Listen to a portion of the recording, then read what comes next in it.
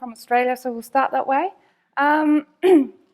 It's a really great pleasure to be here and with you at this conference, in this room, on this paddock, at this university,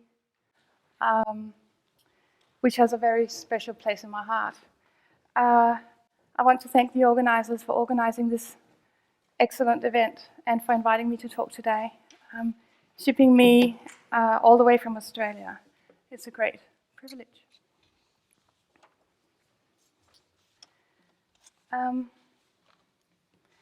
As the title for my paper suggests, I want to spend our time together this morning to think about the relationship between time and the politics of feminist knowledge production. I'm curious about knowledge producers as beings in time, as temporal becomings, and what it means to be of a time, on time, in time, behind the times, buying time, out of time. What time is it? Is it even possible to tell the time of knowledge? Can one's time be up? What does it mean to be timely, and how does the untimely figure also in its disciplinary productivity? In academic culture, declaring that something is timely is usually a compliment. This book makes a timely contribution. English-speaking academics say when they want to commend it. That's a timely intervention, they declare when they inscribe significance. It appears that timely is shorthand for saying that something's not only germane, on time, here at the right time, but also, of course, important, necessary, needed. In feminist scholarship and practice, however, we often see an exaltation of the untimely. Wendy Brown, for example, expresses that in order to be critical, one must, among other things, think against the age or be untimely.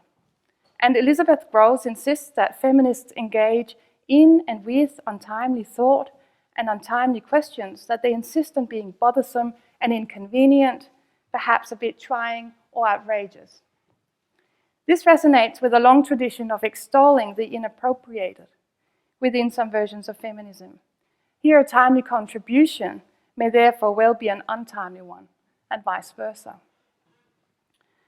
Furthermore, from other places in science and literature, we hear stories about how something that was deemed untimely by contemporaries later turned out to be a major breakthrough or a major work, which is a narrative that leans up against the image of the genius as potentially mad or the mad as potentially genius, and is a narrative that celebrates the untimely in a roundabout way. The untimely carries potential, and you may well have been one of the ones that missed it. This particular notion of the untimely is about the unknown, or the untried, the future, in a sense, where there's also the notion that something is untimely because it is of the past. We've been there, done that. That was in the olden days. So each of us, as situated knowledge producers and knowledge disseminators, are faced with negotiating the timeliness of our endeavor, and negotiating a number of discourses of timeliness that are not always commensurable. It is this complex that I want to pick at and send into this morning as we all ponder the question, what counts as knowledge?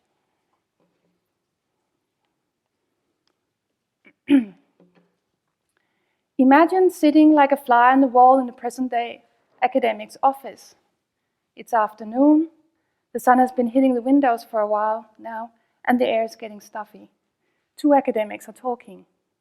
It appears that they're discussing potential examiners for a PhD student's almost complete dissertation, as is done, as has to be done. How about X? One of them gives a name, asks one of them. She'd appreciate the theoretical framework. Nah, says the other one, she's moved on.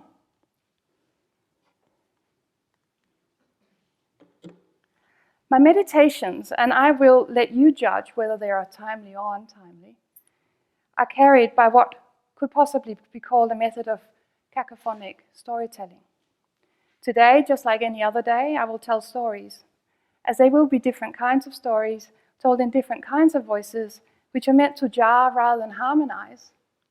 I think of them as cacophonic, multiple, discordant, grating.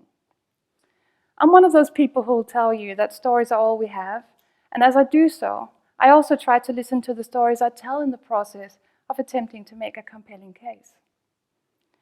One of the stories I live by asserts that listening to how we tell our stories and listening to how we account for the reasons why we tell certain stories, also as scholars and scientists, is important. As research continues to be a privileged form of knowledge production, or storytelling, we are expressly obliged to attend to the stories that we tell and how we tell them. So to assist in marking the change in storytelling voice, the slide behind me will change color, as you may have already observed. Given that I'm not an actor who can perform many distinct voices, I thought of literally changing hats, but that presented itself a logistical nightmare. There would be hats everywhere, right?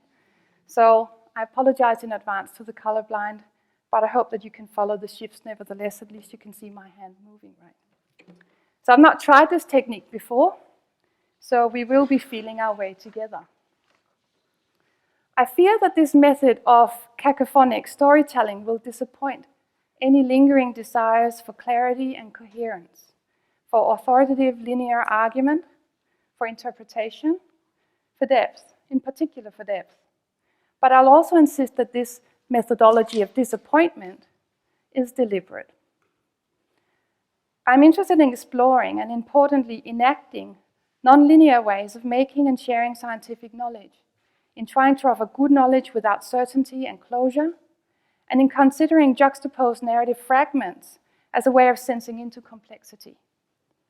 Perhaps the method will invite in each of us reflections about what is missing or amiss, and thereby present an opportunity to reflect on how that may have come to be felt or thought.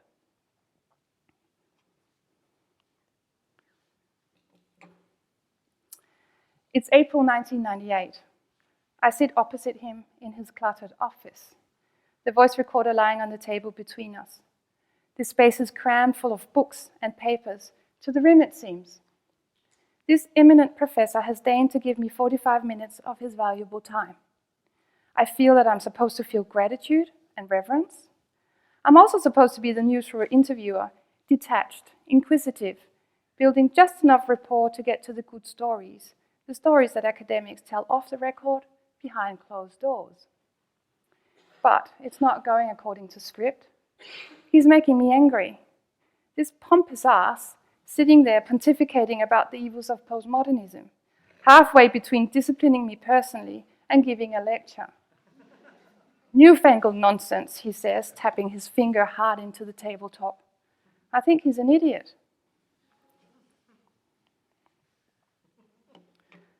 Back in the 1960s, Thomas S. Kuhn offered the notion of paradigm to explain the progression of science.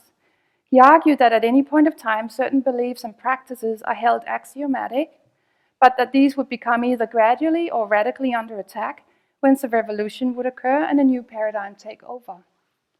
And so science would progress.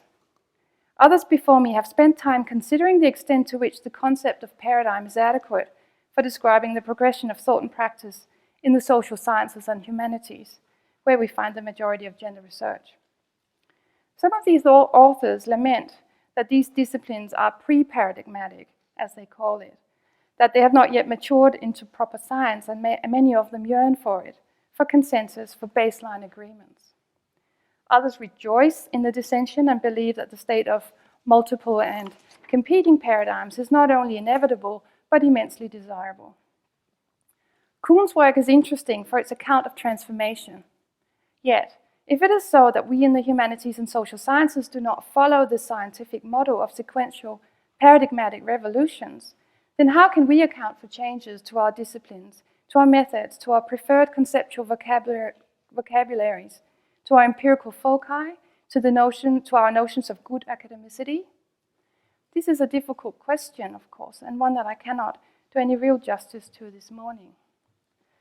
Meanwhile, the construct of the turn in social and cultural theory may be helpful to capture part of the dynamic of transformation, although we may want to forgo the hopes entangled in the assumption of progress. The notion of a turn, it seems to me, is one way to begin to make some sense of the temporality of academic knowledge production, each turn responding to other turns, making firsts of themselves and othering others, and each turn and each turner assembling a relatively shared set of assumptions, of interests, of investments. Unlike Kuhn's notion of paradigm, turns can be contemporaneous, numerous, and overlapping.